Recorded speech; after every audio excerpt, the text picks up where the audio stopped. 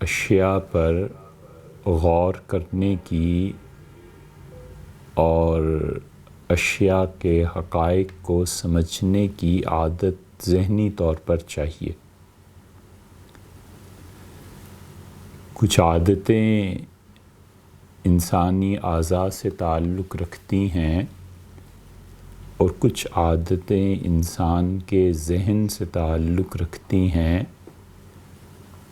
اور کچھ عادتیں انسان کے دل سے تعلق رکھتی ہیں اور کچھ عادتیں انسان کے حواس سے تعلق رکھتی ہیں۔ بہت تفصیلات ہیں جو حکماء نے بیان کی ہیں، جن کا فیلڈ فلسفہ ہے، جن کا فیلڈ انسانی نفسیات ہے، جن کا فیلڈ انسان کی اصل حقیقت کو سمجھنا ہے۔ بڑا تفصیلی موضوع ہے، لیکن ایک ہلکی سی مثال آپ اس کی یہ سمجھیں، جیسے کبھی کسی انسان کو کوئی آواز سنائی دیتی ہے تو وہ آواز جو سنتا ہے، یہ آواز اس نے کہیں 20-30 سال پہلے سنی ہوتی ہے، تو پھر اس کے دماغ میں یہ بات آتی ہے کہ یہ میں نے پہلے بھی کہیں سنی ہے۔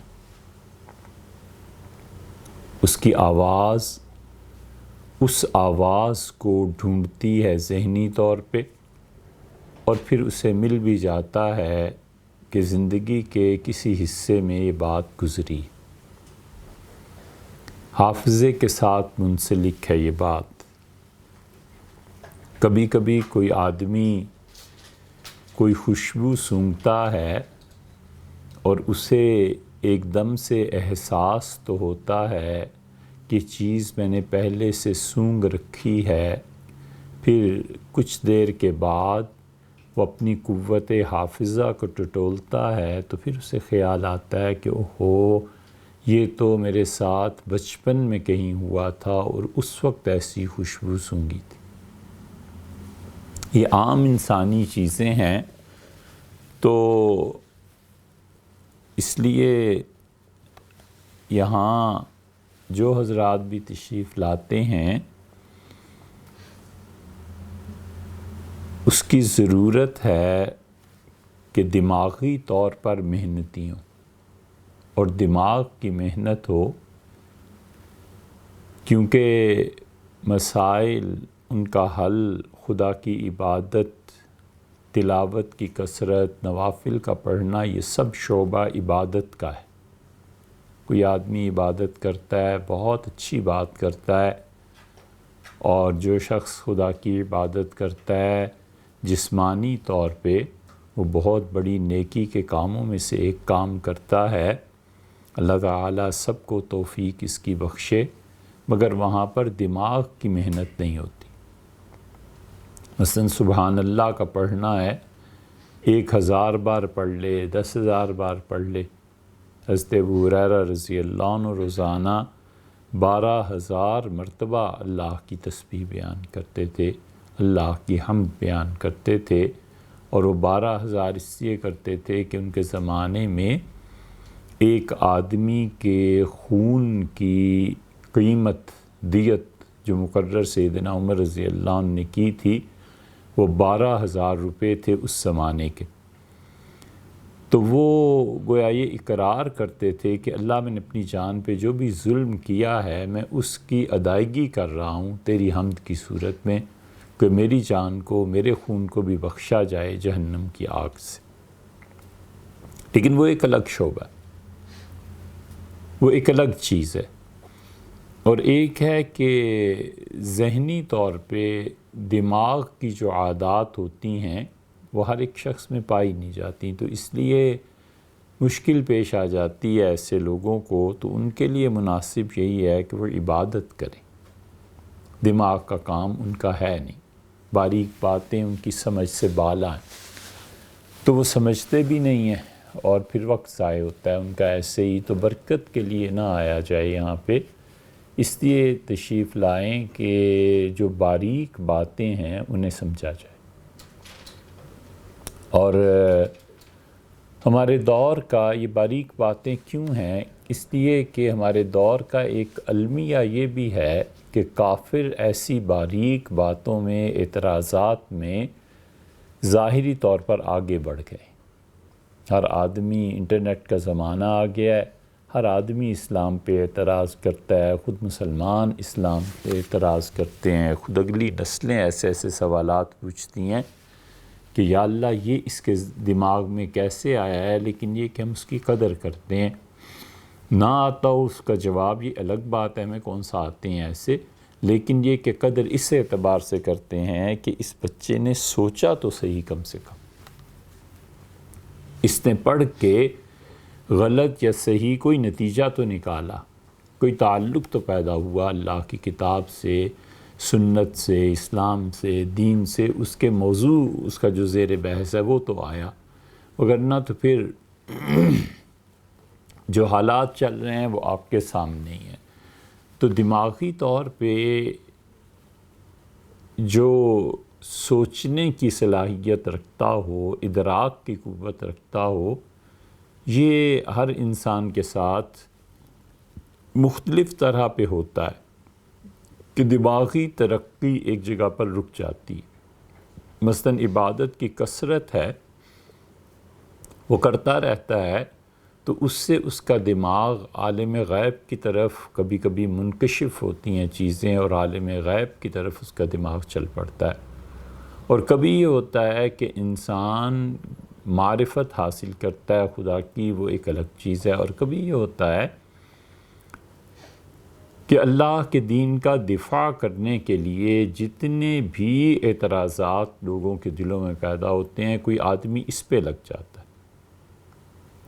یہ نہیں ہے کہ اپنے پاس سے کہہ رہے ہیں، بلکہ یہ سب سے افضل چیز ہے۔ زراعت ہے، کھیتی ہے، فصلیں اگتی ہیں، اور اس آدمی کا بڑا کارنامہ یہ ہے کہ وہ اس فصل کے گرد ایک خاردار تار اس کے گرد لگا دیتا ہے۔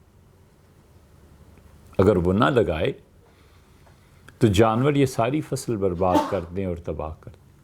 اس لیے یہ لوگ اس طرح کے ہوتے ہیں کہ وہ گویا پوری ایک تار لگا دیتے ہیں کہ اسلام پہ یہ اعتراض، یہ اعتراض، یہ اعتراض، ان سب چیزوں کو وہ اٹھا دیتے ہیں بیچ سے، اور ان اعتراضات کے لیے، اس اعتراضات کے جوابات کے لیے اسلام میں گویا وہ ایک خاردار تار لگا رہے ہیں تاکہ وہ فصل محفوظ رہے۔ تو اللہ کے ہاں بھی انشاءاللہ اس کی بڑی قدر ہوگی، اور خدا تعالیٰ ان لوگوں کو نوازتا بھی ہے جو اس پہ، جیسے بادشاہ ہے، جیسے سپوکس مین ہوتے ہیں کسی بھی چیز کے، تو ان کی قدر بادشاہ کے دل میں ہوتی ہے کہ میں جو بھی کروں سو یہ میرے کام کو دفاع کر رہے ہیں۔ تو یہ چیزیں ہوتی ہیں۔ اس لیے دماغی طور پہ بہت سی چیزیں ایسی ہیں جو اس سوالات کی صورت میں سامنے آتی ہیں، اور ان کے جوابات کے لیے خود عالم اسلام نے بہت کچھ کیا۔ صحابہ کرام رضی اللہ عنہم، ظاہر ہے کہ وہ علوم نہیں جانتے تھے جو علوم ان کے زمانے کے بعد دنیا میں آئے ہیں۔ ہندسہ ہے، میتھمیٹکس ہے، الجبرا ہے، کتنی چیزیں، منطق ہے، فلسفہ ہے۔ یہ تو آیا ہی اس وقت ہے جب مامون الرشید کی حکومت قائم ہوئی، اور مامون نے اس چیز کو عالم اسلام میں رواج دیا، ورنہ ان سے پہلے فلسفہ کہاں تھا، منطق کہاں تھی، کچھ بھی نہیں تھا۔ تو صحابہ کرام رضی اللہ عنہم ان علوم کو جانتے ہی نہیں تھے جو ان کے بعد دنیا میں آئے ہیں، پیدا ہوئے ہیں۔ بیالوجی کو لے لیں اور کسی چیز کو لے لیں، میڈیکل کی کتنی چیزیں ہیں انہیں لے لیں، حتیٰ کہ آج سے 100 سال پہلے لوگ نہیں جانتے تھے جو اب میڈیکل کا حال ہے، دوسری چیزوں کا۔ تو یہ علوم ہیں، دماغی طور پر صلاحیتیں بڑھ جاتی ہیں سوچنے سے بھی، اور پھر ایک وقت ایسا آتا ہے کہ جب انسان اشیاء کی تحقیق میں لگتا ہے تو پھر پتہ چلتا ہے، اور اس کے لیے بڑا کھلا دماغ بھی چاہیے۔ کھلے دماغ کا مطلب یہ ہو گیا کہ وہ ہر قسم کے اعتراضات سنتا بھی ہے اور جواب بھی دیتا ہے۔ نہیں جواب آتا تو جواب سیکھنے کی کوشش کرتا ہے، کہیں جاتا ہے، کسی کتاب کو دیکھتا ہے کہ اس اعتراض کا جواب کیا ہے۔ اور جب یہ غلبہ نہ رہے سوسائٹی میں تو پھر مذہب کی ترقی رک جاتی ہے، کیونکہ وہ بین لگ جاتا ہے کہ تم یہ پوچھ سکتے ہو، یہ نہیں پوچھ سکتے، یہ کر سکتے ہو، یہ یوں کرو، بس اس کے بعد بین لگ جاتا ہے۔ حالانکہ دماغ کو کون روکے گا، وہ تو برابر سوچتا رہے گا نا، سوچتا رہے گا، سوالات پیدا ہوتے رہیں گے۔ دماغ ایک جگہ پر پہنچ کے مرتکز ہونا بہت دشوار ہے۔ دل کا حال البتہ یہ ہے، دل اور دماغ میں بڑا فرق ہے۔ دل کی سمائی کہیں زیادہ ہے دماغ سے۔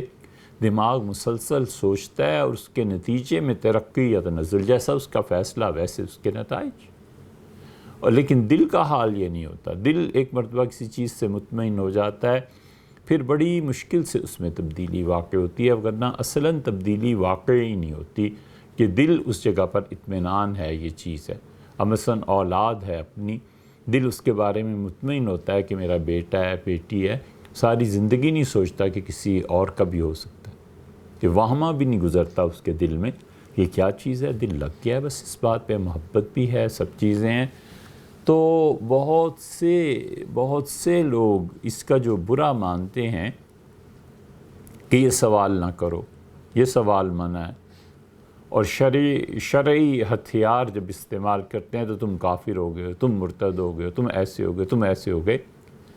اس کی بجائے آسان چیز یہ ہوتی ہے کہ اسے کہا جائے کہ بیٹے آپ کا سوال ہے، بس ٹھیک ہے، اس کو سوچیں گے، غور کریں گے، کتابیں دیکھیں گے، اپنے ٹیچر سے پوچھیں گے، کسی اساتذہ سے تعلق ہوگا تو ان سے پوچھیں گے، اور پھر آپ کو اس کا جواب دیں گے، اچھا پھر آئیے گا، پھر بتا دیں گے۔ ہوتا ہے، ہر انسان کے ساتھ ہوتا ہے۔ حتیٰ کہ رسول اللہ صلی اللہ علیہ وسلم بھی انتظار کرتے تھے، لوگ سوال پوچھتے تھے تو انتظار فرماتے تھے کہ خدا کی وحی آئے، پھر میں تمہیں اس کا جواب دے دوں۔ ایک مرتبہ یہودیوں نے سوالات پوچھے، مشہور قصہ ہے، اور وہی آنے میں تاخیر جو ہو گئی، تو جب جبریل امین آئے تو آپ نے پوچھا اس کی تاخیر کا سبب کیا ہے، تو پھر ساری حدیثیں آپ نے سنی ہوئی ہوں گی۔ تو اس لیے اللہ تعالیٰ کی ذات کے متعلق بھی کبھی کبھی لوگ اعتراضات کرتے ہیں۔ اعتراضات ایک تو کرتے ہیں جو مسلمان بچے ہیں جن کی سمجھ میں نہیں آتا، اور ایک اعتراضات وہ بھی ہیں جو دہریے کرتے ہیں، کیونکہ دنیا میں جو آدمی بھی خدا کو مانتا ہے، چاہے وہ عیسائی ہے، یہودی ہے، مسلمان ہے، حتیٰ کہ ہندو کے ہاں جو خدا کا تصور ہے، بدھ مت میں جو خدا کا تصور ہے، وہ خدا کو جو بھی مانتا ہے کہ اللہ ہے، بنیادی طور پر وہ یہ تسلیم کرتا ہے کہ اللہ قادر مطلق ہے، علی الاطلاق اس کو قدرت حاصل ہے، ایبسلیوٹلی اللہ کو کوئی چیز ایسی نہیں ہے جس کے لیے رکاوٹ بنے، اللہ کے لیے کوئی چیز ایسی نہیں ہے جو اس کو کسی بھی چیز سے روک دے۔ تو مختصر سی بات، ہمیشہ اللہ کے بارے میں یہ ذہن میں رہنی چاہیے کہ اللہ جو چاہے سو کرے اور جو چاہے سو کہے، جو چاہے وہ کہے اور جو چاہے سو کرے، دونوں باتیں اللہ کے اختیار، اور دونوں باتیں ان میں سے ایک بھی رد کر دی جائے تو وہ خدا کو نہیں مانتا۔ اللہ کسی قید میں نہیں ہے، اس لیے جو چاہتا ہے کہتا ہے، اور جو کہتا ہے سو حق ہے، جو کہتا ہے وہ سچ ہے۔ بس اللہ کی قدرت کے بارے میں، صفت کے بارے میں، صفات علیہ کے بارے میں، خود خدا کے بارے میں ہمیشہ یہ عقیدہ مضبوط کرنا چاہیے اور رکھنا چاہیے کہ اللہ جو چاہے سو کہے اور اللہ جو چاہے سو کرے، اس کے لیے کوئی پابندی نہیں ہے، اور جو کہتا ہے سو سچ کہتا ہے۔ دونوں میں فرق ہے کہ جو سچ ہے وہ کہتا ہے، اور جو کہتا ہے وہ سچ ہے۔ ایک چیز یہ ہے کہ انسان سچ کو اللہ کے تابع کرے کہ جو وہ کہتا ہے سچ ہے بس۔ اور ایک چیز یہ ہے کہ کوئی انسان سوچے کہ اللہ نے کہا ہے سو سچ ہے، اور اس میں شاید جھوٹ بھی ہو سکتا ہے، شاید کوئی غلط بات بھی ہو سکتی ہے، یہ نہیں ہے۔ جو وہ کہتا ہے سو سچ۔ بہت سے مسائل کا حل یہی ہے کہ اللہ جو کہتا ہے وہ سچ ہے، اور اللہ جو کرتا ہے وہ حق ہے۔ کوئی رکاوٹ اس کے لیے نہیں ہے کہ وہ ہمیشہ سچ ہی بولے، اور یہ بھی اس کے لیے رکاوٹ نہیں ہے کہ ہمیشہ صحیح کام کرے۔ یہ صحیح اور غلط کی تمیز، یہ سچ اور جھوٹ کی تمیز، یہ انسان کے متعلق ہے، خلق کے متعلق ہے، اللہ کے متعلق نہیں ہے۔ اب اس کی کئی مثالیں دیکھیں گے قرآن کریم میں آتی ہیں۔ یہ نفع اور نقصان یہ مخلوق کے لیے ہے، اللہ کے لیے نہیں ہے۔ جوان بیٹے کو موت دے دے، جو کرتا ہے سو برحق، کیا کوئی کر سکتا ہے؟ یہ نفع اور نقصان ہمارے آپ کے واسطے ہے، اللہ کے لیے نہیں۔ جو وہ کرتا ہے سو صحیح کرتا ہے۔ لوگوں کے نقصان اور نفع سے اٹھ کے بس ایک چیز اس کی مشیت کافی ہے، چاہنا کافی ہے۔ مشیت کیا ہے؟ جیسے لکھتے ہیں نا انشاءاللہ، اگر اللہ نے چاہا۔ اللہ کے لیے نفع اور نقصان کوئی چیز نہیں، اس کا چاہنا کافی ہے بس۔ اس نے چاہا کہ ایٹم بم گرے، گری، اب 1,00,000 آدمی مرتے ہیں کہ 10,00,000 مرتے ہیں، کروڑ مرتے ہیں کہ 2 کروڑ مرتے ہیں، اس کو کوئی اس کی پابندی نہیں ہے کہ وہ اس کو دیکھے کہ اس کی خلق کو نفع کتنا ہے اور نقصان کتنا ہے۔ یہ اس کا کام نہیں ہے، وہ جو چاہے سو کرے۔ کام کی علت اور وجہ نفع اور نقصان نہیں، نہ نقصان نہ نفع۔ انبیاء علیہ السلام کو بھیجا، پھر ہم کہتے ہیں کہ ہمیں راہ دکھانے کے لیے بھیجا، نہ اگر بھیجتا تو بھی حق تھا، بھیج دیا تو بھی مہربانی فرمائی۔ اس کے ذمے کوئی چیز واجب نہیں۔ یہ عقیدے کا مسئلہ ہے، اور عقائد کی کتابوں میں فقہا نے لکھا ہے کہ اہل السنہ کے نزدیک اللہ کے ذمے کوئی چیز ضروری نہیں ہے۔ یہ کیوں ضروری ہے کہ اللہ تعالیٰ کسی سرمایہ دار کو موت نہ دے؟ کیونکہ وہ جب مرے گا تو اس کی وراثت پہ جھگڑا پڑے گا، لوگ ایک دوسرے کو مطعون کریں گے، بہن بھائی لڑیں گے، آگے جا کے کیا ہوگا؟ تو پہلے اولاد ہی مر جاتی۔ یہ سب چیزیں ہمارے آپ کے سوچنے کی ہیں، اللہ کے لیے کچھ نہیں۔ اللہ کی مشیت، اس کا چاہنا بس کافی ہے کہ اس نے یہ چاہا اور یہ کام ہو گیا۔ یہ سب چیزیں باقی خلق کے لیے۔ اس لیے اللہ تعالیٰ جو چاہتا ہے سو کرتا ہے، جو چاہتا ہے سو فرماتا ہے، تو بہت سے اشکالات اس پہ حل ہو جاتے ہیں۔ آپ دیکھیں قرآن کریم سے شروع کریں تو حضرت نوح علیہ السلام انہوں نے کہا کہ نبنی من اہلی، اللہ میری اولاد، میرا بیٹا۔ تو اللہ تعالیٰ نے فرمایا کہ انہ لیس من اہلک، یہ تمہارا بیٹا نہیں ہے، تمہارے خاندان میں سے نہیں۔ حضرت نوح علیہ السلام سے اس کا نسب ثابت ہے، اللہ کا پیغمبر ہے نوح علیہ السلام، جلیل القدر انبیاء کرام علیہ السلام میں سے ہیں، اور اللہ کہتا ہے کہ تمہارا بیٹا نہیں۔ اب ایک کو مانو تو دوسرے کا جھوٹ لازم آتا ہے، دوسرے کو مانو تو ایک کا جھوٹ لازم آتا ہے۔ اگر کہے کہ وہ ان کا بیٹا ہے تو بھی کفر ہے، کہے کہ ان کا بیٹا نہیں ہے تو بھی کفر ہے۔ اللہ جو کہتا ہے کہ تمہارا بیٹا یہ نہیں ہے، اب اس کو کوئی کہے کہ نہیں نہیں وہ انہی کا بیٹا ہے، تو یہ کفر ہے۔ اور حضرت نوح علیہ السلام وہ کہیں کہ میرا بیٹا ہے، اب آدمی کہتا ہے کہ نہیں آپ کا بیٹا نہیں ہے، یہ بھی کفر ہے۔ نبی جھوٹ تھوڑا ہی بولتا ہے۔ اگر نبی جھوٹ بولنے لگے تو وثوق اور اعتماد اس سے اٹھ جائے۔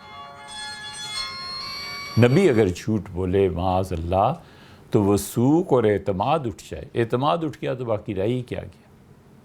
یہ اعتماد ہی تو ہے، یہ تعلق ہی تو ہے، یہ بھروسہ ہی تو ہے جو ساری دنیا میں کام آ رہا ہے، اور ساری دنیا کے کام اس سے چل رہے ہیں۔ جتنوں کو نوکری کوئی دیتا ہے وہ اس بھروسے پہ ہی تو دیتا ہے کہ یہ کام کر سکے گا۔ جتنے لوگ ڈاکٹرز کے پاس جاتے ہیں اس بھروسے پہ ہی تو جاتے ہیں کہ ڈاکٹر صاحب میری بیماری کا علاج کر سکیں گے۔ ساری دنیا میں یہ بھروسہ اور اعتماد ہی تو چل رہا ہے، اور اگر نبوت پر اعتماد اٹھ جائے تو پھر باقی رہی کیا کہ اللہ تعالیٰ فرماتے ہیں کہ نہیں تمہارا بیٹا نہیں ہے یہ، اور وہ کہتے ہیں میرا بیٹا ہے۔ یہ کیا چیز ہے، کیا حقیقت ہے؟ اس پہ مفسرین نے بہت کچھ لکھا ہے، لیکن بات یہ ہے کہ اللہ نے جو کہا سو صحیح۔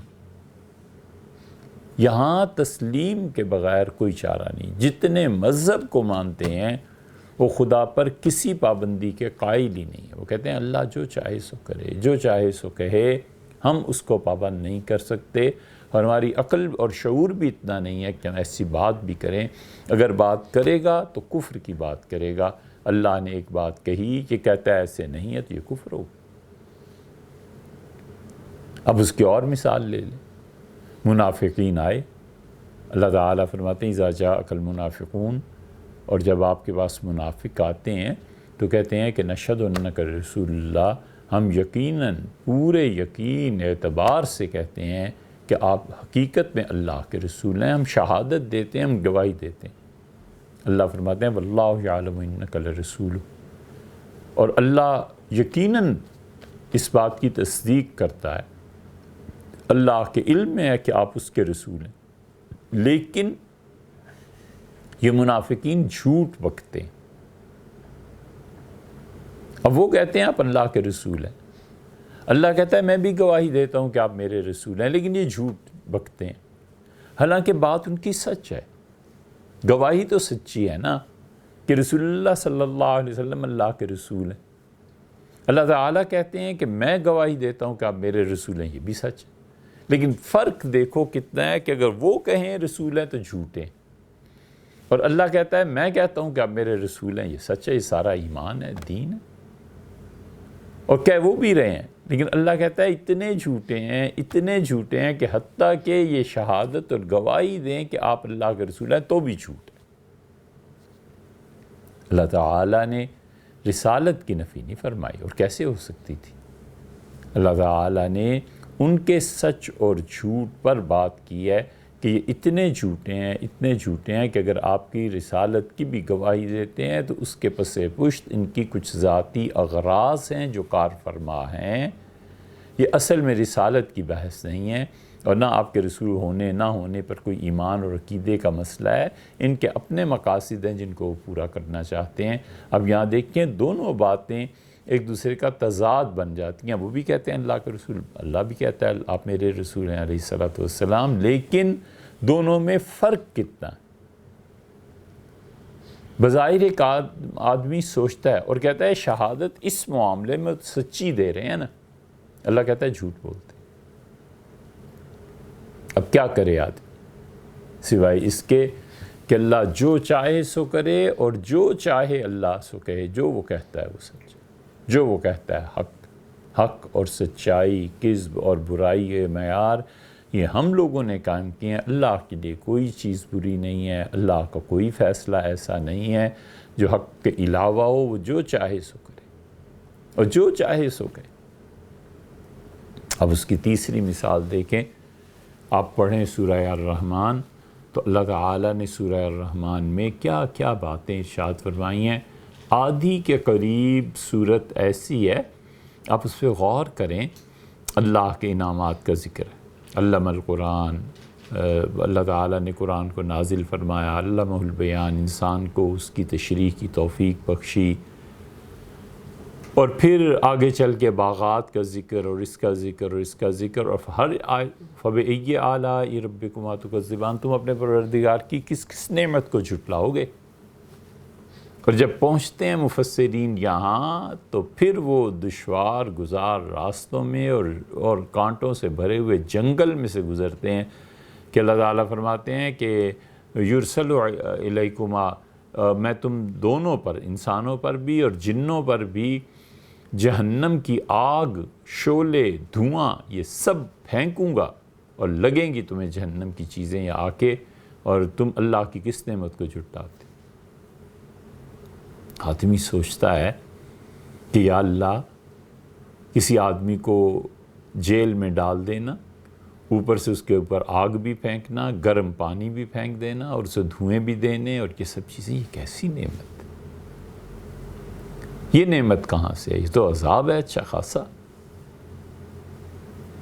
اب بولو کیا کرنا ہے؟ فَلَا تَنْتَصِرَانِ، اور تم انسان اور جن کسی سے مدد حاصل نہیں کر سکو۔ اب کیا کرے آدمی؟ کوئی چارہ نہیں ہے سوائے اس کے کہ اللہ نے جو کہا ہے سو سچ کہا۔ ہم کہتے ہیں یہ مصیبت ہے، اللہ کے لیے کچھ نہیں ہے، جو چاہے سو کرے، جو چاہے سو کرے۔ وہ اس کے حق میں آگ، عذاب، نعمت ہے نہیں ہے، یہ ہم کہتے ہیں نا، اللہ کے ہاں کچھ نہیں۔ اس لیے اللہ تعالیٰ 20 چیزیں ایسی کہتا ہے کہ جن کے بارے میں وہاں پہنچ کے سوائے انسان کی عقل چپ ہو جائے اور وہ جو کہے سو سچ ہے، اس کے علاوہ کوئی رویہ نہیں رہتا، اور اس رویے کے علاوہ سلامتی بھی کسی بھی چیز میں نہیں ہے۔ خود برائی کو پیدا فرمایا اللہ نے، خود گناہ کو پیدا فرمایا اللہ ہی نے۔ اب کوئی اعتراض کرے کہ اللہ گناہ کو خود تو نہیں پیدا تو کیا ہے، پھر کیا کریں؟ اور لکھا بھی تو نہیں ہے، وہ تو کرنا ہی کرنا ہے پھر۔ یہ نہیں ہے۔ یہاں پہنچ کے ایک مذہب کے ماننے والے آدمی کا رویہ وہ ہے جو اس کے والد نے اسے سکھایا ہے۔ حضرت آدم علیہ السلام ہے۔ حضرت آدم علیہ السلام ان کا مسئلہ تھا، انہوں نے وہ چیز جس کے متعلق اللہ نے منع فرمایا تھا انہوں نے چکھ لی، اور نتیجے میں جو بھی ہوا سو ہوا۔ اور اللہ تعالیٰ نے ان سے کہا کہ میں نے منع نہیں کیا تھا، کیوں کیا ایسے؟ یہ ایک چیز آپ ذہن میں رکھ لیں کہ اللہ نے کہا اللہ نے پوچھا کہ آپ نے کیوں ایسے کیا۔ اور ایک اور بھی ہیں، عالم ارواح میں رسول اللہ صلی اللہ علیہ وسلم نے بتایا کہ آدم اور موسیٰ علیہ السلام کی ملاقات ہوئی۔ وہاں اللہ نے پوچھا ہے کہ کیوں کیا۔ یہاں حضرت موسیٰ علیہ السلام نے شکوہ کیا کہ والد آپ نے ایسا کام کیا کہ جنت سے نکالے گئے، نہ ایسا کام ہوتا جنت میں ہی رہتے۔ اور یہ مسئلہ دنیا میں آ کے جو آزمائشیں تکالیف، مراد یہ تھی کہ یہ نہ ہوتا سب کچھ، آپ نے کیوں ایسا کام کیا؟ پوچھ یہ بھی رہے ہیں، پوچھ وہ بھی رہے ہیں، بات یہ بھی ہے اور بات وہ بھی ہے۔ تو رسول اللہ صلی اللہ علیہ وسلم نے فرمایا کہ تم نے دیکھا کہ حضرت آدم علیہ السلام نے موسیٰ علیہ السلام سے کہا کہ موسیٰ میں وہ کیسے نہ کرتا جو میری پیدائش سے بھی 50,000 سال پہلے میری تقدیر میں لکھ دیا گیا تھا۔ اور پھر آپ بہت خوش ہوئے اور آپ نے فرمایا موسیٰ چپ ہو گئے، اور موسیٰ چپ ہو گئے، اور موسیٰ علیہ السلام حضرت آدم علیہ السلام کے مقابلے میں رہ گئے۔ آپ نے کئی مرتبہ اس خوشی کا اظہار کیا، فرمایا دیکھا حضرت آدم علیہ السلام یہی جواب وہاں نہیں دے سکتے تھے،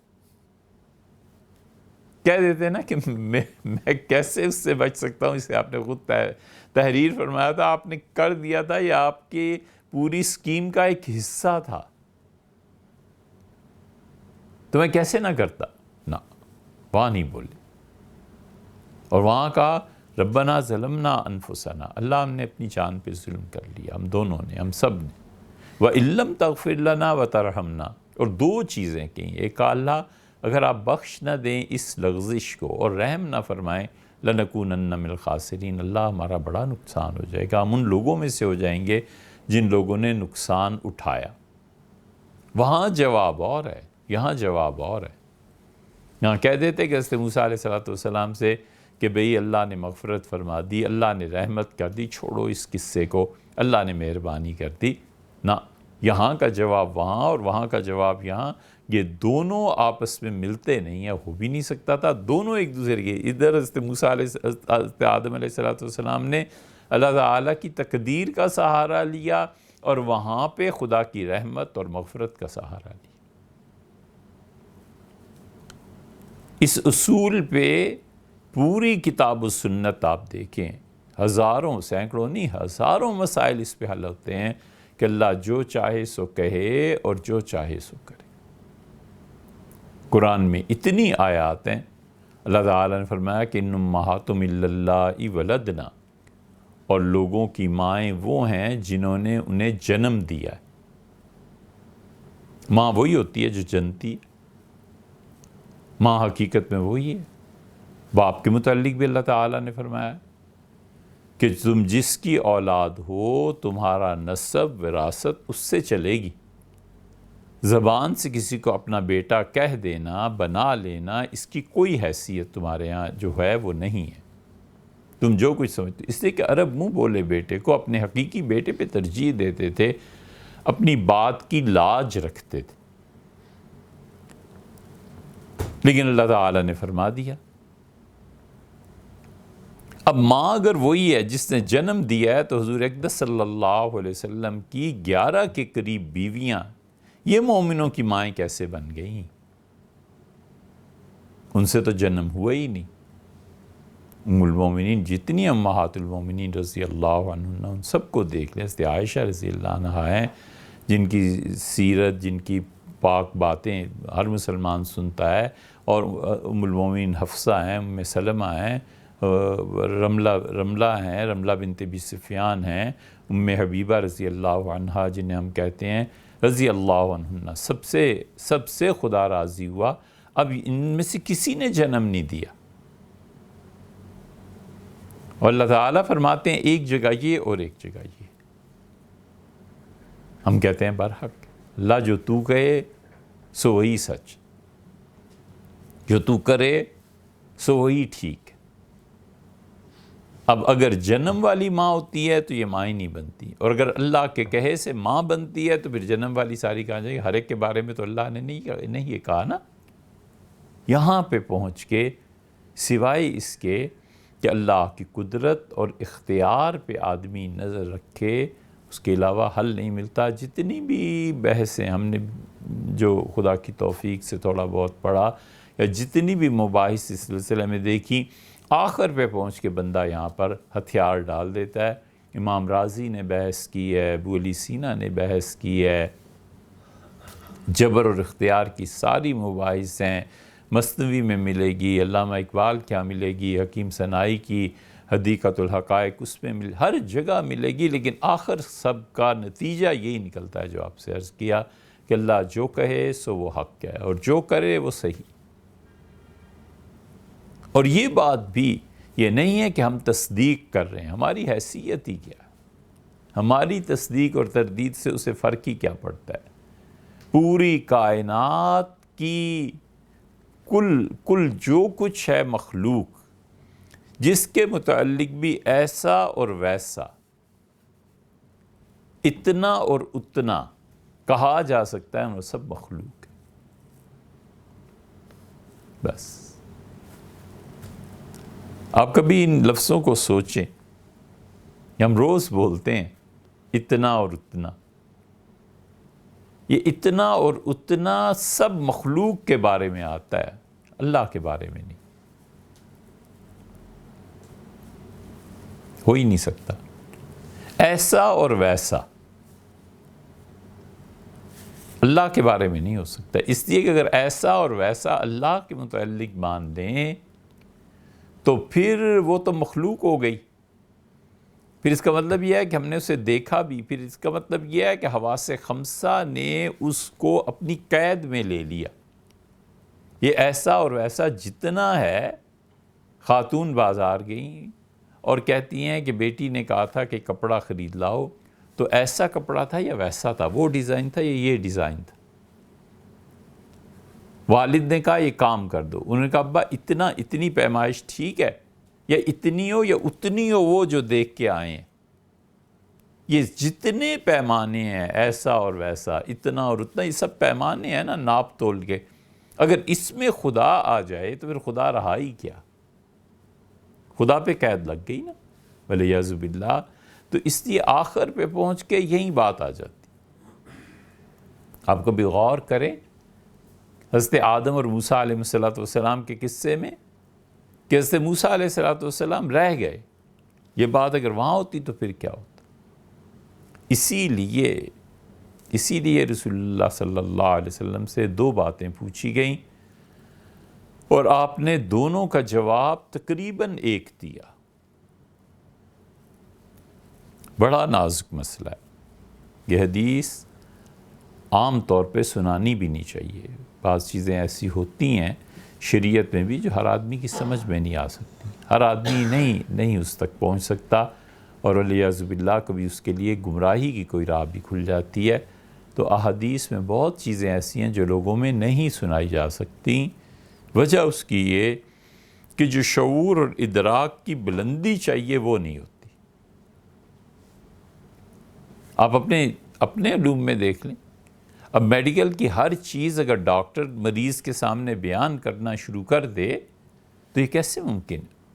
ڈاکٹر کو یقین ہوتا ہے کہ یہ آدمی نہیں بچے گا، مرنا ہی مرنا، اس کے باوجود نہیں کہتا ہے اللہ تعالیٰ زندگی دے، بس دعا کریں آپ، ایسے جملے کہہ کے اس کو تسلی دلاتا ہے۔ اور وہ حدیث میں بھی اسی لیے آیا ہے کہ حضور اقدس صلی اللہ علیہ وسلم نے فرمایا جب تم مریض کے پاس جاؤ تو مایوسی کی باتیں نہ کرو،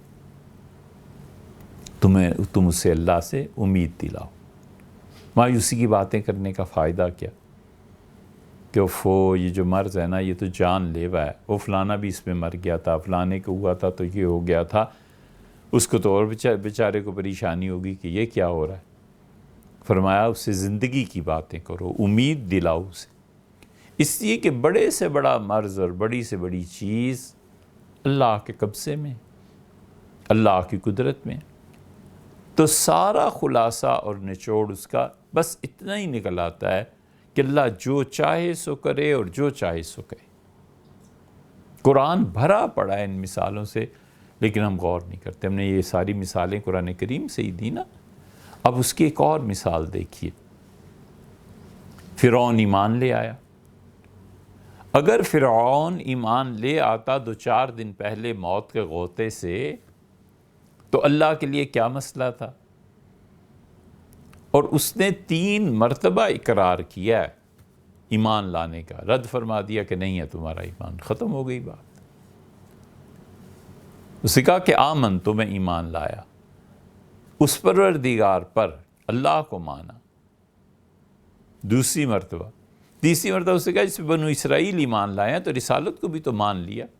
بنی اسرائیل حضرت موسیٰ علیہ السلام کی وجہ سے ہی تو سارا مسئلہ تھا بنی اسرائیل کا، کہ وہ ایمان اور جن چیزوں کے حضرت موسیٰ علیہ السلام دعوت دیتے رہے، وہ یہ سب چیزیں ہی تو تھی۔ اس نے 3 مرتبہ گویا لفظوں میں ایمان کا اقرار کیا۔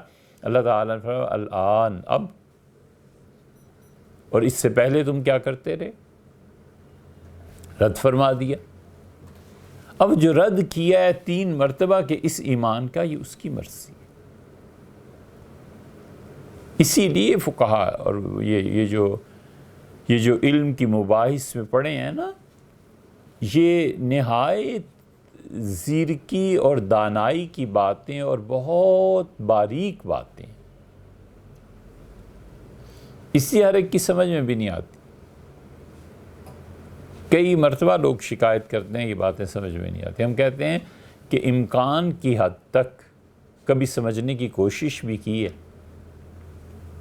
باتوں کو آسان کریں۔ ہم نے کہا کوئی لفظ نہ سمجھ آیا ہو تو کبھی گھر جا کے ڈکشنری دیکھیے کہ آج یہ لفظ تھا، یہ سمجھ نہیں آیا، ذرا دیکھیں تو صحیح اس کے معنی کیا۔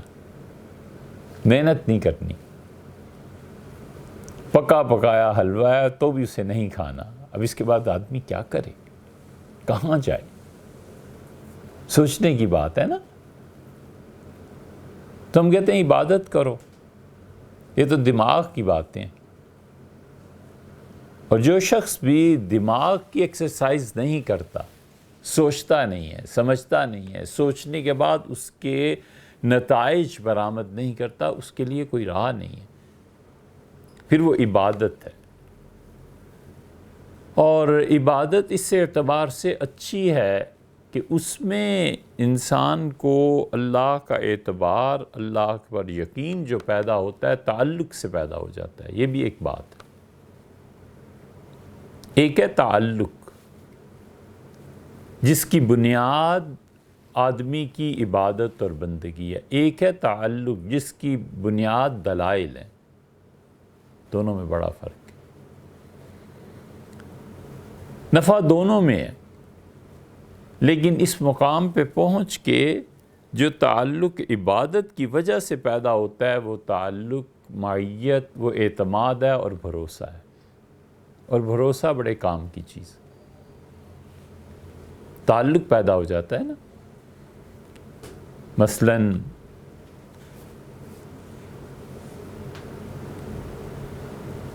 شوکت عزیز صاحب پرائم منسٹر رہے، تو ان کا جو حجام تھا وہ سرینا ہوٹل میں کام کرتا تھا، تو کبھی جانا آنا ہوا تو کسی واسطے سے وہ جاننے لگا کہ صاحب کا کام بہت مشکل تھا۔ ہم نے اس سے حجام سے کہا کہ آپ اس کام کا تذکرہ کر سکتے ہیں پرائم منسٹر سے کہ وہ کر دیں۔ اس نے کہا جی کر لوں گا۔ میں نے کہا وہ کیسے؟ اس نے کہا جب میں شیو کرتا ہوں وہ آتے ہیں کبھی کبھی یہاں، تو اس وقت مجھے ان سے بات چیت کرنے کی ممانعت ہے، میں نہیں بات کر سکتا، بس خاموشی سے اپنا کام کیا چلے جاتے ہیں۔ اور جب جاتے ہیں تو کبھی کبھی پوچھ لیتے ہیں کہ کیا حال ہے، کوئی کام ہو تو میں اس وقت جب پوچھیں گے کہ کام ہے تو پھر میں بتا دوں گا کہ یہ کام ہے۔ خیر کام تو اللہ کا شکر ہے ویسے ہی ہو گیا، لیکن اس کا تعلق دیکھو۔ اس نے ایک مرتبہ انہوں نے پوچھا کام، تو انہوں نے کہا کام سر یہ ہے کہ اسلام آباد کلب میں مجھے کروا دیں۔ وہ کہ یہ کون سا مسئلہ ہے؟ اپنے سیکرٹری کو کہا اسلام آباد کلب میں انہیں دکان دے، تو دکان مل گئی۔ یہ تعلق ہی تو ہے، یہ بھروسہ ہی تو ہے۔ اور تعلق بھی ایسا کہ جس میں انسانی کے نازک ترین حصوں میں سے ایک حصہ یہ شاہ رکھ گئے، اور کسی دن اسی پہ اس طرح چلا دے تو پھر کیا ہو؟ علاج بھی کوئی نہ ہو، مر جائے۔ وہ اتنا اعتبار کرتا ہے اس پہ کہ قتل کا آلہ اس کے ہاتھ میں ہے، اس کے باوجود آرام سے آنکھیں بند کر کے شیو کرا رہا ہے۔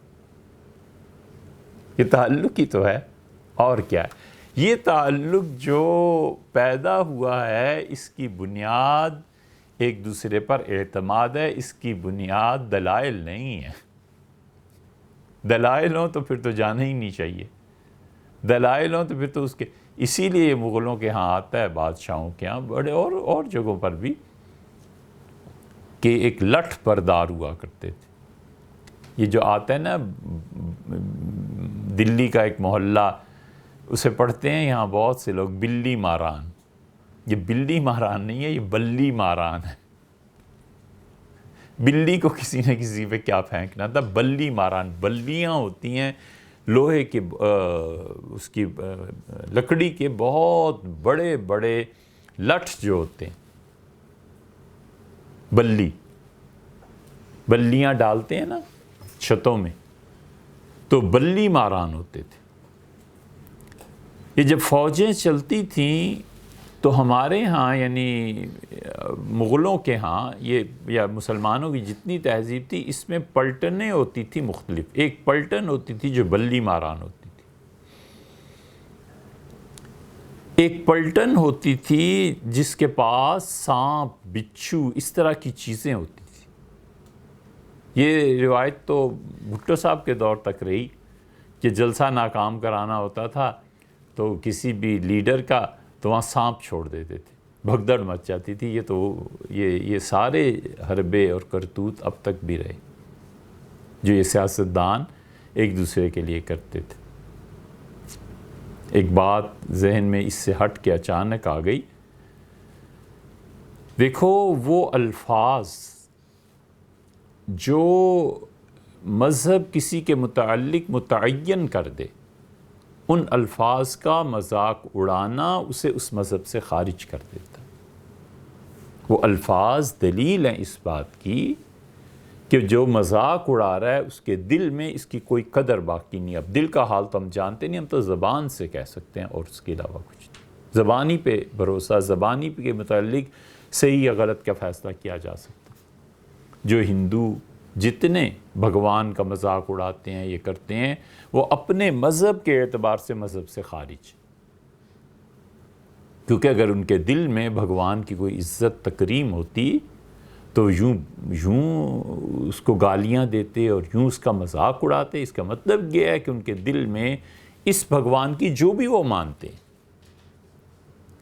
عیسائیت ہے، سیدنا مسیح علیہ السلام پہ یہ کتابیں لکھنا کہ مسیح نام کی کوئی شخصیت گزری نہیں ہے، یہ اس کو اس کے مذہب سے خارج کرتی، کیونکہ اس کے دل میں اگر وقعت ہوتی سیدنا مسیح علیہ السلام کی تو یوں انکار کر دیتے۔ اسی طرح مسلمان کا لفظ قرآن ہے، اب قرآن کے لفظ کا مذاق اڑانا، اس کا مطلب یہ ہے کہ اس کے دل میں قرآن کی کوئی اہمیت ہے ہی نہیں اور وہ مذاق اڑا رہا ہے، دوسروں کو کفر کی دعوت دے رہا ہے، یہ انسان اسلام سے نکل جائے گا۔ یہ اصول کی بات ہے، اس اصول کے کیا کوئی توڑ کر سکے گا؟ ایک آدمی معاذ اللہ حضور اقدس صلی اللہ علیہ وسلم کو برا بھلا کہتا ہے تو اس کا مطلب یہ ہے کہ اس کے دل میں ان کی کوئی قدر اور قیمت نہیں ہے، وہ اپنی زبان سے اظہار کر رہا ہے اپنے دل کے جذبات کا۔ فقہا نے لکھا ہے کہ ایک آدمی جنگ میں یا کسی بھی اپنے دشمن کو مطلقاً یہ جملہ کہتا ہے، اس نے اس کے گھر میں بیٹھنے کی جگہ پہ، یہ پس منظر بیان کر رہے ہیں، جملہ بعد میں، اس نے کیا کیا کہ اس کے نوکروں سے کوئی ساز باز کر لی، اب بھی ہوتا ہے، پہلے بھی ہوتا تھا، بادشاہ کے بارے میں خلجیوں کا واقعہ نہیں ہے کہ وہ ایک بادشاہ دوسرے سے چھوٹے سے ملنے آیا تو اس نے بڑے زبردست دعوت کی، کھانا کھلایا، سب کچھ کیا، اور آخر پہ جب وہ گلے ملا چھوٹا اپنے بڑوں سے تو اس نے چھرا گھونپ دیا آخری الوداعی ملاقات میں، اور بادشاہ اس کو مار دیا اور خود بادشاہ بن بیٹھا۔ یہ ہوتا ہے اور بہت آسان ہے، کوئی مشکل ایسی چیز تھوڑے، یہ گلے ملتا ہے کوئی صدر وزیر اعظم سے اور جیب میں سیکیورٹی والے انہوں نے اعتماد کر لیا اور جیب میں پستول رکھا ہے تو ایک گولی مار دے گا، کیا مر جائے گا؟ اسی طرح اس زمانے میں یہ کیا کرتے تھے کہ کسی کو پیسے دے دیے، کسی کو کوئی لالچ کچھ کر دیا، اور بادشاہ جن جگہوں پہ بیٹھا کرتے تھے اس طرح کے لوگوں کے قریب سانپ، بچھو کوئی بیٹھنے کی جگہ پہ بٹھا دیا اور بچھو نے کاٹ لیا، سانپ نے کاٹ لیا، ایسا سانپ جس کے ڈسے کا پانی بھی نہ مانگے، ایسے سانپ بھیج دی اور مار دی۔ ایک آدمی نے دوسرے سے کہا کہ فکر نہ کرو، میں نے اپنا رسول بھیج دیا ہے۔ رسالت اور رسول کا لفظ شریعت نے مخصوص کر دیا، انبیاء علیہ السلام، زبان نے مخصوص کر دیا، خلق خدا نے مخصوص کر دیا، اللہ نے خاص کر دیا کہ رسول اس کے علاوہ کسی کو نہیں کہا جائے گا، یا نبی اس کے علاوہ کسی کو نہیں کہا جائے گا جس کے بارے میں خدا نے کہا کہ میں نے اسے پیغام بھیجا ہے اور اس نے دعویٰ کیا کہ مجھے اللہ نے پیغام بھیجا۔ نبوت یہی ہے نا، ایک آدمی کہتا ہے خدا کی طرف سے میرے پہ وحی آتی ہے بس۔ اب اگر کوئی کہتا ہے کہ آپ سچ کہتے ہیں تو اس کا مطلب اس نے وحی کے سلسلے کا بھی اقرار کیا، اور اس کا مطلب یہ ہے کہ صاحب رسالت، دعویٰ کرنے والے صاحب کی رسالت کا بھی اقرار کیا، اور بھیجنے والے کا بھی اقرار کیا کہ کوئی نہ کوئی تو بھیج رہا ہے، اللہ کی ذات کا علیہ السلام۔ فقہا کہتے ہیں کہ اس سے کہا میں نے اپنا رسول بھیج دیا ہے، کوڈ ورڈز ہو گئے۔ اس نے رسول کا لفظ استعمال کیا بچھو کے لیے، سانپ کے لیے، کہ میں نے اپنا کام کر دیا ہے، میں نے اپنا رسول بھیج دیا، یعنی وہ اس کو ڈسے گا اور مر جائے گا۔ فقہا کہتے ہیں کہ رسول کا لفظ سانپوں اور بچھوؤں کے لیے استعمال کرنا یہ کفر کی حرکت ہے، کہتے ہیں یہ کفر کی حرکت ہے، سانپ اور بچھو کون نہیں نفرت کرتا ان سے؟ اور رسول کے لفظ کو اس کے لیے استعمال کرنا، اس کا مطلب ہے کہ رسالت کا مذاق اڑانا ہے، یہ چیز۔ اس لیے خیال ادھر چلا گیا کہ یہ سیاست کی باتیں یہی لوگ جانے، سچ جھوٹ جو کرتے رہتے ہیں ساری قوم کے سامنے ہیں، ہمیں اس پہ بحث نہیں ہے، لیکن ہمیں اس پہ ہے کہ فواد چودھری نے جو کہا ہے کہ غزوہ حلوہ انہیں اب جا رہا ہے، تو اس کو پتہ نہیں ہے کہ غزوے کا لفظ اس جنگ کے لیے استعمال ہوتا ہے جہاں پہ حضور اقدس صلی اللہ علیہ وسلم خود تشریف فرما ہوئے چلے گئے، یا پھر وہ اتنا یقینی ہے کہ رسول اللہ صلی اللہ علیہ وسلم نے خود سے غزوے کا نام دے دیا کہ کائنات ادھر کی ادھر ہو جائے، یہ جنگ ہو کر رہے گی، یہ غزوہ ہو کر رہے گا۔ غزوہ ہند کے متعلق فرما دیا تو وہ ہوا، چاہے وہ محمد بن قاسم نے کیا، چاہے وہ انہوں نے کیا، غزنوی نے رحمہ اللہ، کسی نے بھی کیا، وہ ہو گیا۔ حالانکہ اس میں رسول اللہ صلی اللہ علیہ وسلم کی شرکت کا کوئی سوال نہیں۔ قسطنطنیہ کے متعلق یا کیسر روم کے ایک بڑے شہر کے متعلق، یا وہ استنبول تھا یا وہ ہمس تھا۔ جیسے پاکستان میں دیکھ لیں، انڈیا میں دیکھ لیں، ایک بمبئی ہے ایک دلی ہے۔ بمبئی تجارت کا مرکز ہے اور دلی ان کا ڈکلیئرڈ کیپٹل ہے۔ ہمارے ہاں دیکھ لیں تو گورنمنٹ کا ڈکلیئرڈ کیپٹل اسلام آباد ہے، اور جتنی تجارت کی سرگرمیاں کراچی میں ہیں کہیں بھی نہیں۔ تو غزوہ تو اس کو کہتے ہیں جہاں حضور اقدس صلی اللہ علیہ وسلم تشریف لے گئے، یا یہ کہ 100% وہ ہو کر رہے گا۔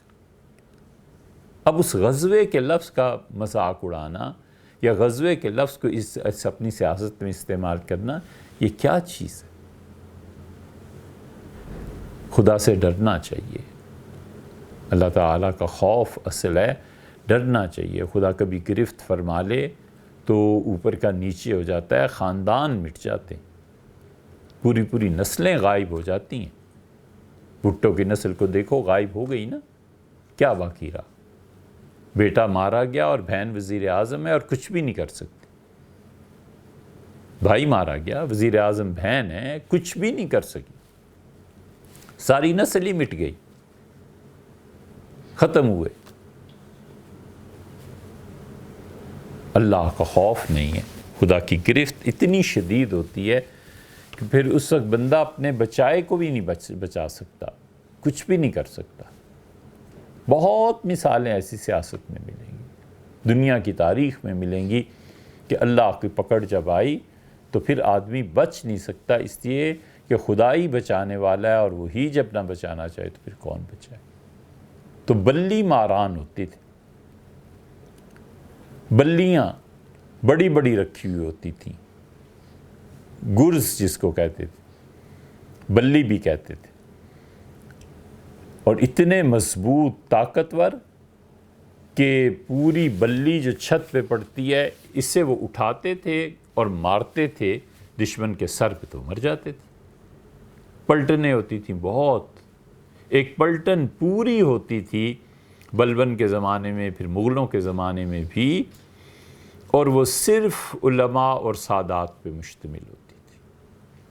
ان کا کام پڑھنے پڑھانے کے علاوہ کچھ نہیں ہوتا تھا۔ جہاں گئے، قافلے نے قیام کیا، فوج نے قیام کیا، 10 دن 12 دن، باقی سب لوگوں نے اپنے کام کیے، اور یہ بیٹھ جاتے تھے اپنی کتابیں کھول کے اور یہ چیزیں کر کے، اور اپنا کام کرتے رہتے تھے، بچوں کو پڑھاتے تھے۔ طلباء بھی ساتھ ہیں، علماء بھی ساتھ ہیں، سادات بھی، اور جس دن جب جنگ ہونی ہوتی تھی پھر وہ یہ پلٹن کام کرتی تھی کہ سوائے اس سارے دن کے یا جنگ کے بعد جو نتائج آتے ہیں اس وقت تک سوائے اللہ کی عبادت کے کچھ نہیں ہوتا تھا کہ اللہ ان کو فتح دے دے اور اللہ ان کی نصرت فرما۔ وہ سارے اللہ سے دعا مانگتے رہتے۔ اسی لیے حضور اقدس صلی اللہ علیہ وسلم نے یہ جو لوگ دعاؤں اور ان چیزوں کو چیلنج کرتے رہتے ہیں نا، انہیں ان چیزوں پر بھی غور کرنا چاہیے۔ حضور اقدس صلی اللہ علیہ وسلم کے متعلق آتا ہے کہ نبی کریم صلی اللہ علیہ وسلم جب جہاد پہ جاتے تھے تو مدینہ منورہ میں جو کمزور ضعیف ایسے لوگ ہیں ان سے فرماتے تھے میرے لیے دعا مانگنا، اللہ سے دعا کرنا اللہ مجھے فتح دے۔ تو کوئی تو وقت، کوئی تو چیز ہوتی ہی ہوگی ان میں۔ اسی لیے آیا ہے کہ ترزقون بضعفائکم، تم اپنے تمہارے ہاں جو کمزور لوگ ہوتے ہیں نا، اللہ ان کی وجہ سے تمہیں رزق دیتا ہے۔ ہماری سوسائٹی میں سب سے کمزور طبقے جو ہیں ان میں عورتوں کا طبقہ ہے۔ وہ سارا دن گھر بیٹھی رہتی ہے، ماں نے کیا کرنا ہے۔ ایک حد تک فرض کر لو عورتوں نے نوکری بھی کی، پھر جب وہ ریٹائرمنٹ ہو جاتی ہے گھر بیٹھی رہتی ہے۔ شوہر پہ انحصار ہوتا ہے، بیٹے پہ انحصار ہوتا ہے۔ بیٹا شوہر جس جگہ لے جائیں چلی گئیں، جس گھر میں رکھ لیا رکھ لیں۔ ماں کے سارے بیٹے ہوتے ہیں، پھر ایک بیٹے کے متعلق اس کے ساتھ رہنا ہے، تو خدا کی رحمت اور اس کی مہربانی نے نظر کی اس کے گھر پہ، ماں رہ گئی وہاں۔ کمزور ہی ہوتی ہے نا، باپ کمزور ہی ہوتا ہے۔ اور رسول اللہ صلی اللہ علیہ وسلم ان کمزوروں کی وجہ سے تمہیں رزق دیا جاتا ہے۔ وَتُنْصَرُونَ عَلَىٰ أَعْدَائِكُمْ، تمہارے جو مخالفین ہوتے ہیں خدا ان کے مقابلے میں ان کی وجہ سے تمہاری مدد کرتا ہے۔ صلاح الدین ایوبی پیسے بھیجتے رہتے تھے، بہت سے جو لوگ خانقاہوں میں تھے اللہ کو یاد کرتے تھے، تو تاریخ بھری پڑی ہے ان چیزوں سے، کس کس کا ذکر کرے آدمی۔ تو سلطان صلاح الدین ایوبی پیسے کے معاملے میں تنگ ہو گئے، اسلحہ خریدنا تھا اور پیسے تھے نہیں گورنمنٹ کے پاس۔ تو کسی نے ان کے بھرے دربار میں کہا، جب پیسوں کے متعلق بات ہوئی، کہ پیسہ آئے کہاں سے، ٹیکس کون کون سے لگائے جائیں، کس طرح حکومت اسلحے کا بندوبست کرے۔ تو ایک آدمی نے تجویز دی، اس نے کہا یہ جو آپ مختلف خانقاہوں میں اور مدارس میں پیسے بھیجتے ہیں نا، یہ نہ دیں، آپ اس کو روک لیں اور یہ پیسہ بچ جائے گا۔ تو اس نے کھرا جواب دیا، اس نے کہا دیکھو میں دن کی روشنی میں تیر چلاتا ہوں اور یہ تیر اپنی جگہ سے سلپ کر جاتا ہے، ہدف پہ نہیں پہنچتا، مرکز جگہ جہاں میں نے ارادہ کیا تھا نہیں پہنچتا۔ اور میری عمر کا تجربہ یہ ہے کہ رات کے اندھیروں میں، رات کے آخری حصے میں تیر چلاتے ہیں اور ان کے تیر ٹھیک نشانے پہ جا لگتے ہیں۔ تو تم چاہتے ہو کہ میں اللہ کی مدد سے محروم ہو جاؤں؟ ایک سوچ ہے، یعنی مطلب رات کے آخری حصے میں خدا کی عبادت کرتے ہیں، میرے لیے دعائیں مانگتے ہیں۔ بابر بادشاہ کو یہ چیزیں پتہ، ہر ایک کو پتہ تھیں جو عقل مند اور دانا اور پڑھے لکھے تھے۔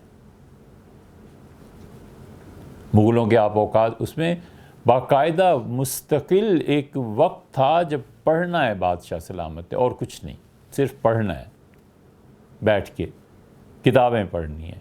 یہ کتابیں نہیں پڑھنی تو اس دور کے جو چوٹی کے علماء تھے ان سے ملاقات کرنی ہے اور چپ بیٹھے رہنا ہے، ان کی سننی ہے، اپنی کچھ نہیں سنانی۔ اکبر بادشاہ کے ساتھ بھی یہی ہوا تھا، اکبر بادشاہ سنتا تھا سب کی علماء کو بلا کے، اور پھر خیر جو اس کی گمراہی کا قصہ ہوا سو ہوا، لیکن وہ سنتا تھا سب کی بلا کے کہ مذہب کیا کہتا ہے، دین کیا کہتا ہے، اخلاقیات کیا کہتی ہیں۔ ہندوستان جب فتح ہوا ہے تو میدان جنگ میں جو عورتیں آئی ہوئی تھیں، وہ شرعی جو قانون ہے اس کے تحت وہ باندیاں ہو گئیں۔ وہ آئی تھی فوج کے لیے، مدد کے لیے، لڑنے کے لیے۔ اب جب وہ باندیاں بنی تو کیا کرتے؟ قتل کر دیتے؟ نہیں کیا۔ جو شریعت کا حکم تھا اس کے مطابق انہوں نے کہا اسے دے دو مسلمانوں کو، اور یہ شرعی باندیاں ہیں اور اسے تقسیم کیا جائے۔ تقسیم کے لیے بابر بادشاہ نے 800 ایسی خواتین تھیں، انہیں مختلف خانقاہوں میں بھیج دیا اور کہا وہاں اللہ کے بندے میں نے ایسے درویش دیکھے ہیں جن کو اللہ کی یاد سے فرصت ہی نہیں ہے، انہیں وہاں بھیج دو کہ جنہوں نے اپنے آپ کو اللہ کی راہ میں کھپا دیا ہے وہ اللہ کی اس نعمت سے بھی تعلق قائم کرے۔ یہ سب سنجیدگی کے فیصلے تھے، اور اس لیے تھے کہ انہیں پتا تھا کہ اللہ کا حکم یہی ہے۔ اب اللہ سے کوئی چیلنج کرے کہ اللہ یہ کیا چیز ہے، یہ کیسے ہے، کچھ نہیں۔ اللہ جو چاہے سو کرے اور جو چاہے سو کہے۔ وہ سچ کو جھوٹ کہے تو بھی سچ ہے، جھوٹ کو سچ کہے تو بھی سچ ہے۔ وہ غلط کو صحیح کہے تو بھی صحیح ہے، اور صحیح کو غلط کہے تو بھی صحیح۔ وہ اللہ ہی کیا جس پہ کہ ہمیشہ صحیح بات ہی کرے،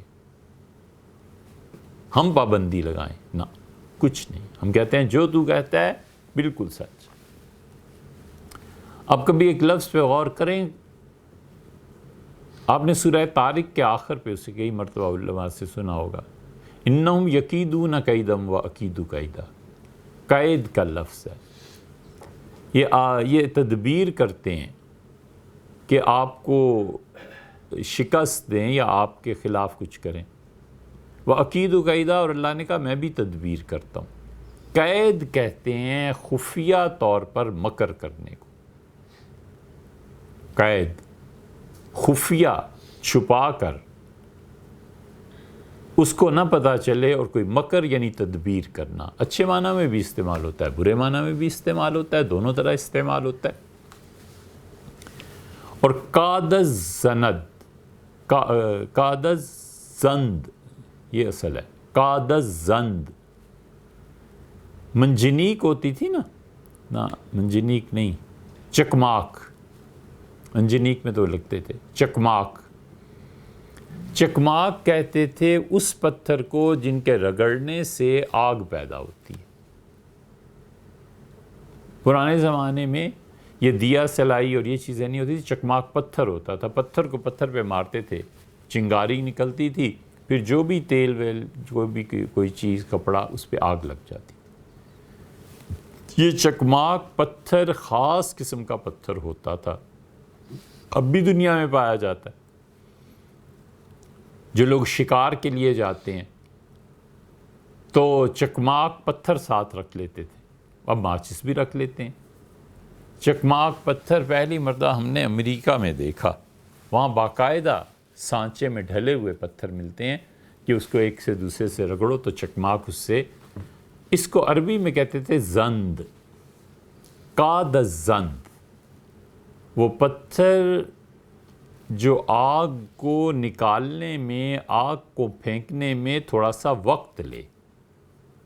جب چکماک کو ایک پتھر کو دوسرے سے مارتے تھے تو وہ ذرا سی 1-2-4 سیکنڈ کی جو تاخیر ہوتی تھی اس کے لیے استعمال ہوتا تھا، اسی سے یہ لفظ قید بنا، یعنی اپنے دشمن کے خلاف ایسی تدبیر کرنا جس تدبیر کو تھوڑا سا وقت لگے گا لیکن رزلٹ کرنے والے کے حق میں چلا جائے گا۔ قرآن نے کہاں یہ لفظ استعمال نہیں کیا، بہت جگہوں پہ، انہم یکیدون کیدن، یہ ایک خفیہ طور پر چال آپ کے خلاف چل رہے ہیں، واقیدو، اور میں بھی ان کے خلاف ایک چال چل رہا ہوں۔ بہت جگہ آیا ہے، ایک جگہ آیا ہے سورہ یوسف میں، اور سورہ یوسف میں کیا آیا؟ اللہ تعالیٰ نے علیہ السلام، اللہ تعالیٰ نے فرمایا ہے کہ انہوں نے ایک چیز، پیالہ بھائیوں کے اس میں رکھ دیا، اور بھائیوں کے جتنے بھی، بنیامین کو روکنا تھا حضرت یوسف علیہ السلام نے، اور انہوں نے وہ پیالہ اس کے بھراؤ میں رکھ دیا، تو جب اناج لے کر چلے تو آواز دی کہ ایتھا العیر انکم لسارقون، قافلے والو تم تو چور ہو۔ اب یہ ان پر بہتان ہے، یہ جھوٹ کا بھی باپ ہے، بہتان لگانا، جھوٹ بولنا ہی نہیں ہے، خام خواہ دوسرے کو مجرم قرار دینا، یہ اتنی خراب حرکت، اتنی قبیح بات۔ انہوں نے کہا کہ ما جئنا لنفسد فی الارض، ہم اس لیے نہیں آئے کہ زمین میں فساد کریں، یہ آگے چل کے آتا ہے۔ سامان کھولو، کھولا گیا تو وہ نکل آیا جو کچھ انہوں نے تدبیر کی تھی خفیہ طور پہ بھائی کو رکھنے کی۔ حضرت یوسف علیہ السلام نے یہ کیوں کہا کہ تم لوگ چور ہو؟ ان کے حکم سے کہا گیا یا انہوں نے براہ راست کہا؟ یہ دوسرے پہ بہتان باندھنا ہے، اور پھر بنیامین رک گئے اور انہیں روک لیا۔ اللہ کہتا ہے کذالک کدنا لیوسف، اور ہم نے یوسف علیہ السلام کو کہا تھا کہ یہ خفیہ تدبیر کرو، یہ قید کرو۔ کتنا لیوسف، ہم نے کہا تھا، اور کام کیا ہو رہا ہے؟ بہتان لگایا جا رہا ہے۔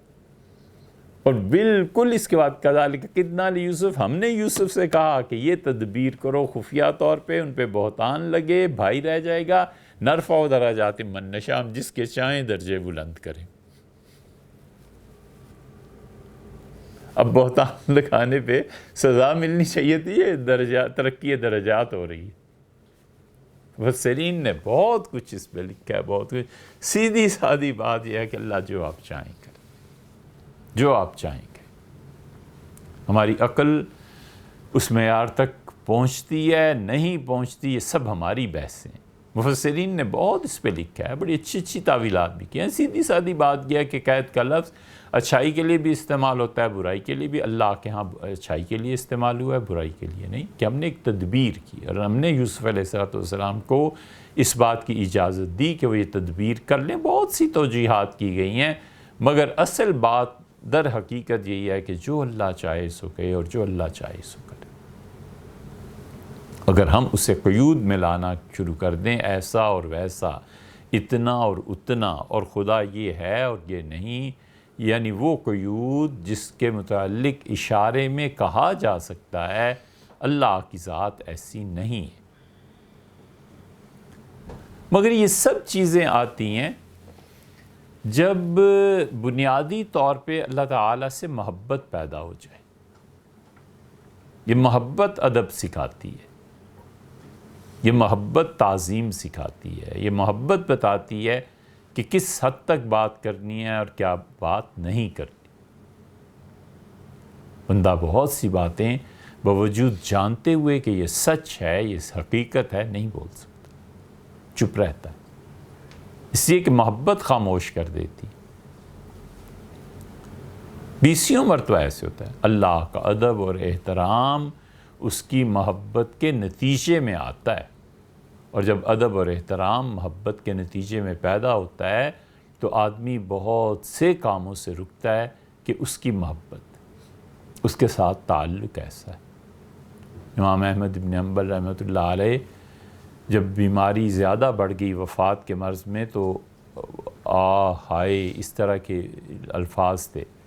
تو ایک محدث بہت جلیل القدر تھے، انہوں نے کہا حضرت فلاں محدث جو تھے ان کے اساتذہ میں سے، وہ بیماری میں بھی خاموش رہتے تھے، ہائے ہاں نہیں کرتے تھے.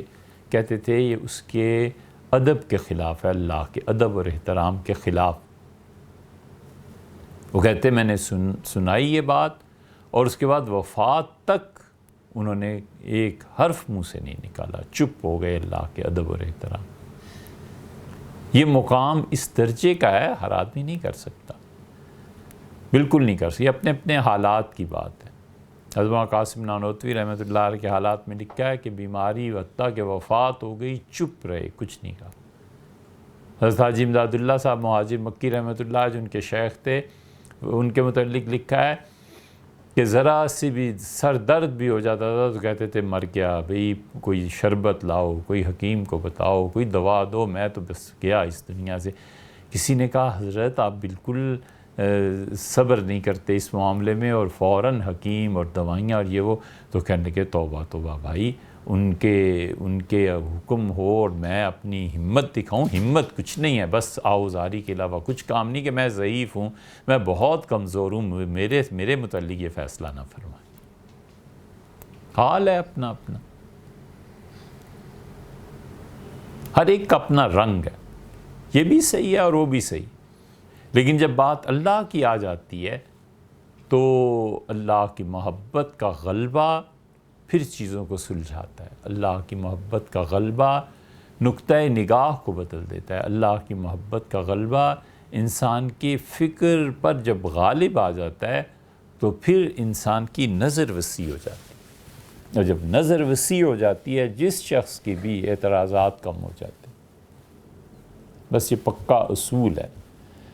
ایک آدمی کی نظر وسیع ہو جائے تعلیم کے بارے میں، اعتراضات کم ہو جاتے ہیں. ایک آدمی کی نظر وسیع ہو جائے میڈیکل کے بارے میں تو ایک نہیں 10 علاج وہ دریافت کر لیتا ہے. ڈاکٹر ہوتا ہے نا، وہ کہتا ہے اچھا اس میں یہ بھی کام آ جائے گا، یہ بھی آ سکتی ہے، یہ بھی آ سکتی ہے.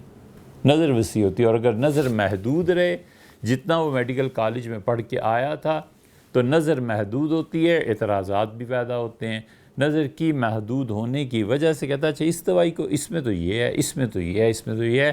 لیکن جس کی نظر وسیع ہوتی ہے وہ جانتا ہے کہ اس کا آفٹر ایفیکٹ کیا ہوگا، کون سی چیز اسے پلٹائے گی، کیا ہوگا. یہ سب ان کا نظام. بالکل اسی طرح جس شخص کی نظر اللہ کی محبت کی وجہ سے وسیع تر ہو جائے، بہت وسیع ہو جائے، تو باب دوسرا کھل جاتا ہے۔ حضرت ابراہیم علیہ السلام کو آپ دیکھیں، کیسی بات کہی ہے۔ اللہ تعالیٰ نے فرمایا کہ اس نے مجھ سے دعائیں مانگی جب وہ مکہ مکرمہ سے نکل رہے تھے اس وادی سے، تو اس نے کہا فمن تبعنی فإنہ منی، اللہ، انہوں نے دعائیں شروع یہاں سے کی، انہوں نے کہا کہ اللہم اجعل ھذا البلد آمنا، اللہ مکہ کو امن کی جگہ بنا دے، کیونکہ جب امن نہیں ہوگا تو کوئی بھی ایکٹیویٹی نہیں ہو سکتی، نہ تعلیمی، نہ تدریس کا میدان، نہ تجارت کا میدان، کچھ بھی نہیں ہو سکتا۔ رب اجعل ھذا البلد آمنا، اللہ اس مکہ کو امن کا شہر بنا دے۔ اور پھر مختلف اس میں فمن تبعنی، انہوں نے کہا اللہ وجنبنی وبنی ان نعبد الاصنام، اللہ مجھے بھی بچا اور میری اولاد، میری نسلوں کو کہ ہم شرک کریں، ہم بتوں کی عبادت کریں۔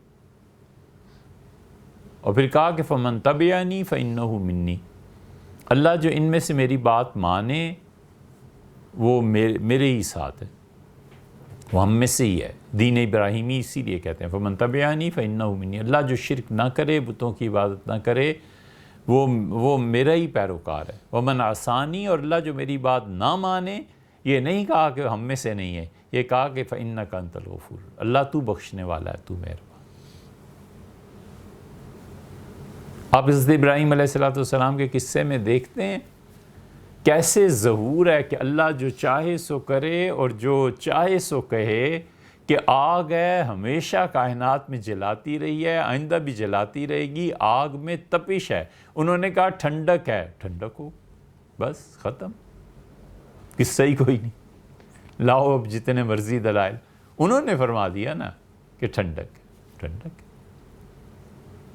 عقل کر لے جو کچھ یہاں کرنا ہے اب اس نے۔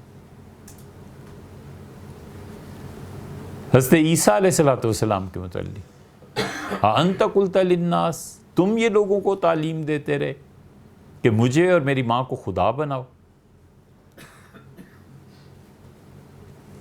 یہ اللہ تعالیٰ پوچھ رہے ہیں حضرت عیسیٰ علیہ السلام سے، حالانکہ اللہ خود جانتا ہے اس نے تعلیم نہیں دی، اللہ خود جانتا ہے کہ اس کے کسی پیغمبر علیہ السلام نے یہ نہیں کہا، اس کے باوجود پوچھ رہے ہیں کہ تم یہ کہتے رہے ہو دنیا میں، انت قلت للناس، تم نے کیا یہ کہا ہے؟ تو انہوں نے کہا سبحانک، اللہ تیری ذات پاک ہے، 5 جواب دیے ہیں وہاں کہ اللہ تیری ذات پاک ہے، اللہ ما کنتو، میں نے ایسے نہیں کہا، دوسرا جواب، یعنی تیری ذات شرک سے پاک، وَإِن كُنْتُ قُلْتُهُ فَقَدْ عَلِمْتَ، اور اللہ اگر میں نے کبھی بھی ایسی تعلیم دی ہو تو آپ تو جانتے ہیں۔ اور پھر تعلم ما فی نفسی ولا عالم ما فی نفسی، اللہ میرے دل میں کبھی ایسا وسوسہ اور گمان بھی گزرا ہو تو جانتا ہے، اور اللہ اب تو میرے ساتھ کیا کرے گا میں نہیں جانتا، جو تیرے جی میں ہے مجھے نہیں معلوم اللہ آپ کا ارادہ کیا ہے، لیکن آپ تو جانتے ہیں، میرے تو ذہن میں وہم و گمان میں بھی نہیں کبھی گزرا کہ میں اپنی عبادت کی دعوت دوں ان لوگوں کو۔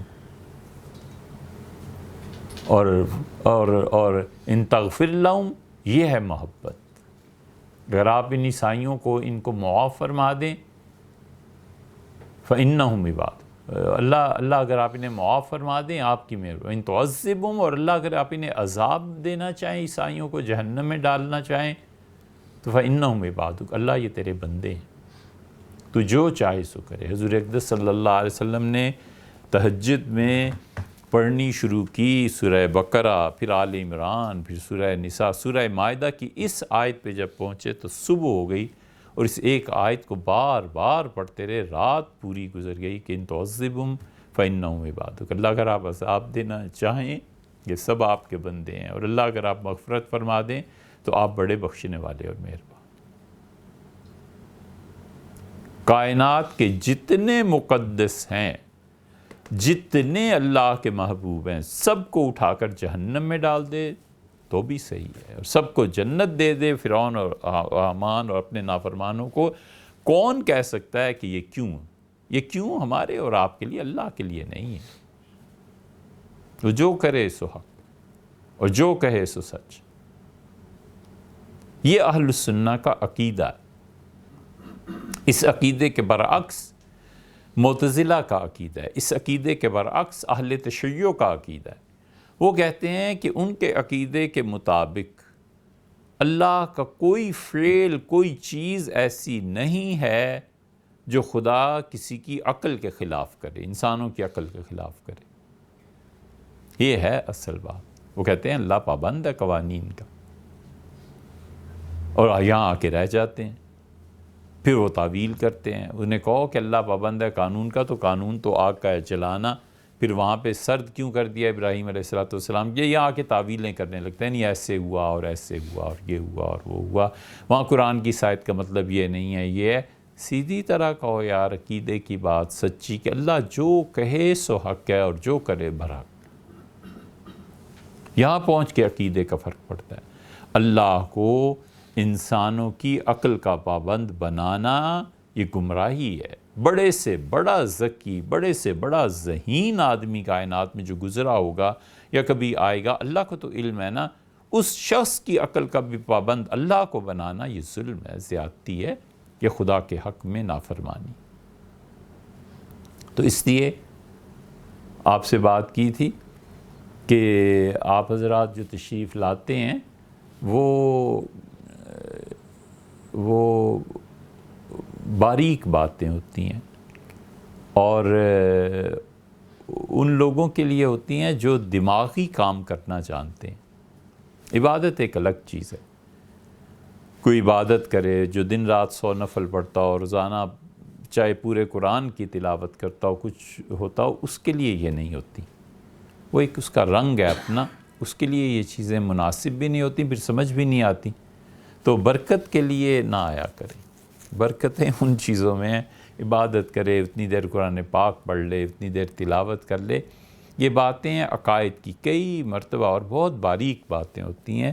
یہ ان لوگوں کی دماغی ورزش جو کرتے رہتے ہیں نا، دماغ کو استعمال کرتے رہتے ہیں، سوچتے رہتے ہیں، گمراہی کی طرف چلتے ہیں لیکن دماغ چل رہا ہے، ہدایت کی طرف چلتے ہیں لیکن دماغ چل رہا ہے۔ مسلسل ان چیزوں کی جو لوگ سوچتے ہیں، یہ ان لوگوں کی سمجھ میں آتی ہیں باتیں۔ اللہ تعالیٰ نفع دے۔